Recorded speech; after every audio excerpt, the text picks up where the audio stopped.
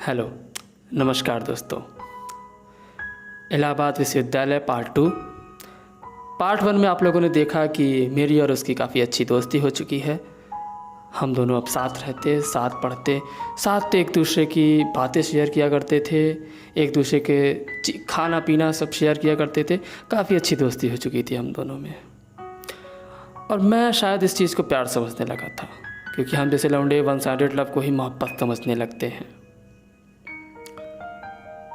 तो मैंने एक दिन डिसाइड किया कि मैं उसे अपने दिल की बात बताऊंगा, और मैंने एक लंबा चौड़ा स्पीच तैयार किया उससे बात करने के लिए। और मैंने दिन चुना 16 जुलाई। 16 जुलाई बहुत खूबसूरत मौसम, हल्की हल्की बारिश हो रही थी, वातावरण में एक खूबसूरत सी चमक थी। मैं उससे बात करने के लिए गया। काफ़ी घबराया हुआ था मैं। उससे बात करने के लिए मैंने जो शब्दों का चुनाव किया था उनको मन ही मन बार बार दोहरा रहा था। मैं कैंपस में गया, पर मैंने देखा कि वो किसी लड़के से बात कर रही थी खड़ी होकर, और वो लड़का उसके ऊपर काफ़ी ज़ोर ज़ोर से चिल्ला भी रहा था। मैं इस चीज़ को समझता या फिर मैं उसके पास जाता, उससे पहले वो लड़का उसे वहाँ से लेकर चला गया और वो भी वहाँ से चली गई। मुझे लगा थोड़ी देर में आ जाएगी, तो मैं वहीं कॉलेज में खड़ा होकर उसका इंतज़ार करने लगा, पर वो नहीं आई। पूरा दिन बीत गया। मन में अजीब अजीब से ख्यालों ने जन्म लेना शुरू कर दिया, पर मैं रूम पर चला आया। रात भर मैं इसी के बारे में सोचता रहा। हर एंगल से मैंने इस बात को देखा कि कौन था वो। उसने तो बताया था उसका कोई भाई नहीं है, बॉयफ्रेंड था, कौन था, क्यों वो उसके साथ गई, कहाँ गई। पर मन में एक आस थी कि कल सुबह कॉलेज जाऊंगा तो पूछ ही लूँगा। पर दूसरे दिन मैं जब कॉलेज गया तो आज भी वो नहीं आई। मैंने उसकी दोस्तों से पूछा तो उन्हें भी कुछ नहीं पता था। फिर क्या, मैं रोज़ उसका इंतज़ार करने लगा। मैं रोज़ कॉलेज जाता, उसका इंतज़ार करता, और शाम को हताश होकर रूम पर लौट आता। ना मेरा पढ़ाई में मन लगता था और ना ही मेरा किसी अन्य चीज़ में मन लगता था। हाँ, आप लोग सोच रहे होंगे कि मैंने उसे फ़ोन क्यों नहीं कर लिया। मेरे मन में भी ये ख्याल आया था, पर मैंने उसके नंबर ही नहीं लिया था। धीरे धीरे समय बीतता गया, महीना भर बीत गया। फिर आता है छात्र संघ चुनाव, इलाहाबाद यूनिवर्सिटी का त्यौहार, जिसमें हम अपने ही सहपाठियों के सामने चुनाव लड़ते हैं। प्रतिद्वंदी भी हम हैं, सहभागी भी हम हैं। हमारे सारे साथी इस चुनाव में हमारा मिलकर समर्थन करते हैं। प्रत्याशी के साथ साथ प्रत्याशी का समर्थन करने वाले छात्रों का भी एक अलग ही सिस्टम होता है, कि जिनके साथ हम कुछ दिन पहले चाय पिया करते थे, आज वो किसी और पार्टी से हमारा विरोध कर रहे हैं। पर ये सारी चीज़ें होती सिर्फ चुनाव तक ही हैं। चुनाव के बाद हम सब एक दूसरे के सुख दुख के साथी होते हैं। मैंने भी एक प्रत्याशी का समर्थन किया। मनीष ने मुझे उससे मिलवाया था। मैं पूरा दिन उसी के साथ रहता था।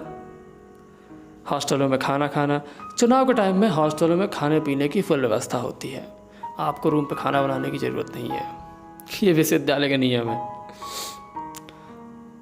बैंक रोड से लक्ष्मी टाकीज चौराहा, और लक्ष्मी टाकीज चौराहा से मनमोहन पार्क चौराहा, मनमोहन पार्क चौराहा से यूनिवर्सिटी चौराहा, यूनिवर्सिटी चौराहा से आर्ट फैकल्टी।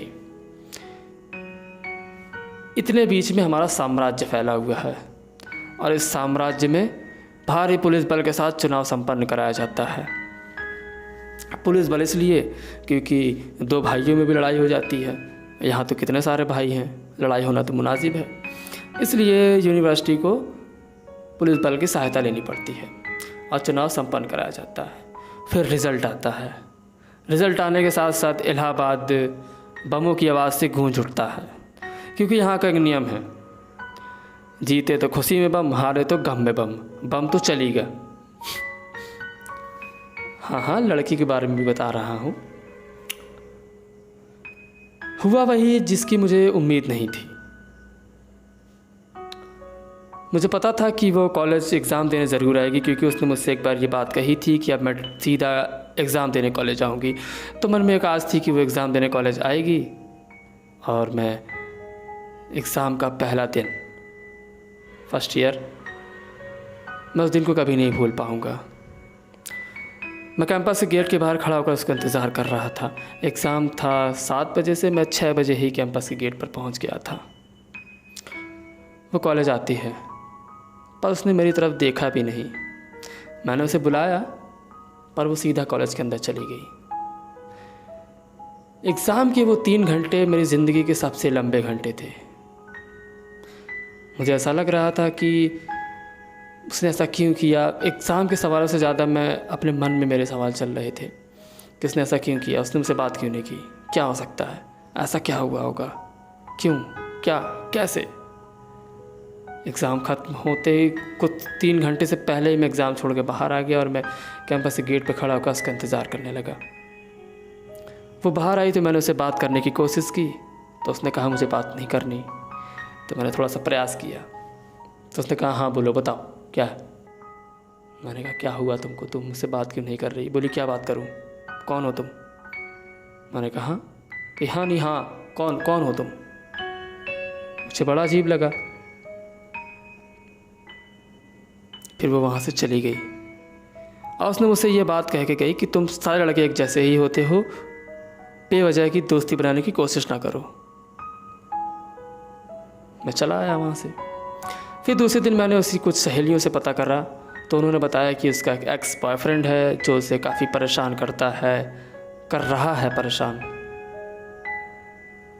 तो मैंने कहा यार ये कैसा नियम है, किसी एक लड़के की गलती के लिए, किसी एक लड़के की वजह से वो मुझे क्यों गलत बात नहीं है, मुझे कैसे गलत ठहरा सकती है वो, मैंने तो कुछ किया नहीं है।